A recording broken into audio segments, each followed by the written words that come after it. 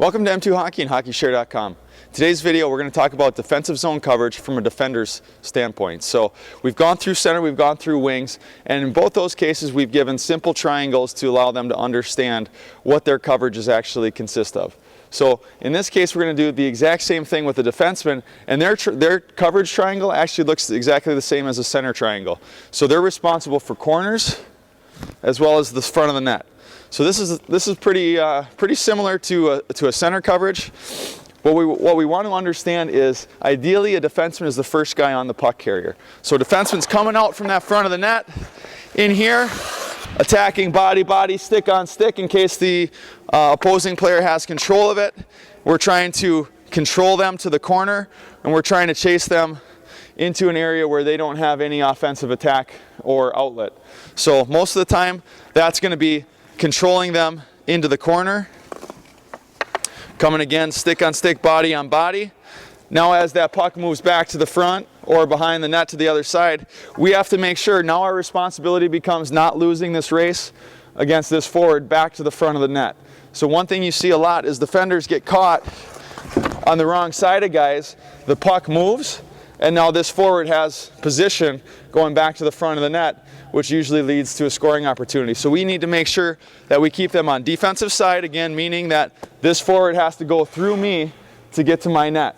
So if I stay on good D side, even when the puck moves, now my responsibility is not to lose this race back to the front of the net with that forward. So I have to sprint. This is where a lot of D, they get a little bit lazy, as they'll be soft coming back through here, and they'll be disengaged, meaning their knees are upright, they're not bent, they're not in an athletic position, and they're not going full tilt to get back here. If we think about it, if the puck moves, even if the puck moves just behind the net, I have to make sure that we have good, proper coverage and good support in front of that net before my defending partner can actually go to that puck. So if I sprint back here to the front of the net, make sure I engage my coverage here, now I've got this guy covered, my defending partner can jump behind the net or to the opposite corner and go without any worry that there's an open guy standing in the high slot in the prime danger area. So now again, now we're responsible for the coverage. If the puck goes to that corner, my responsibility is this guy in front of the net. So a big mistake that most defensemen make is they love to get into this tie-up. And they're tying up, and meanwhile the puck's in the corner. So not only is the ref watching when you're cross-checking a guy in the back, slashing him in the back of the legs, but you're also taking yourself out of the play for support. What I mean by that is, the only time to engage is when the shot's coming. That's the only time you truly need to engage the guy. You engage the stick, again, get the stick off the ice, engage the body, because you know the shot's coming. If the puck's from that corner, and I'm engaged here, and my partner loses a battle from here, now I'm tied up. Now I don't have a way to get over and try to play the 2-on-1 coming back from the corner. So I've got to stay in a position where I can maintain my ability to defend a rush coming out, even if it means blown coverage by my partner or by my center in that corner. So don't engage here, don't tie up unless it's absolutely necessary. And what I mean by necessary is the shot's coming or everybody's got their man and you're boxing out.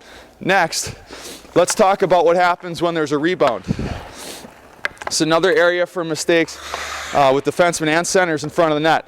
So the rebound comes out, and most people's tendency, let's say the shot came from the point, most people's tendency is to turn around, look, find the puck, and take a swing at it. And that's okay, but what we want to do first is we want to make sure that we've tied up our man. We want to make sure we engage the body first, find the puck second, clear the puck out. If you are clearing a puck from the front of the net, clear it to the sideboard if you don't have a direct play. Direct play, I mean a direct pass to somebody who's open. But if there's a scramble in front, that puck slides out here, you don't have a play, clear it out to a wall. The wall is going to be a much less dangerous area than having loose pucks floating in this area. So again, body, now we close off, we protect the puck, we engage it, we put it into an area that's much less dangerous than the front of the net. Hope you find these tips helpful. We'll see you next time at M2 Hockey and HockeyShare.com.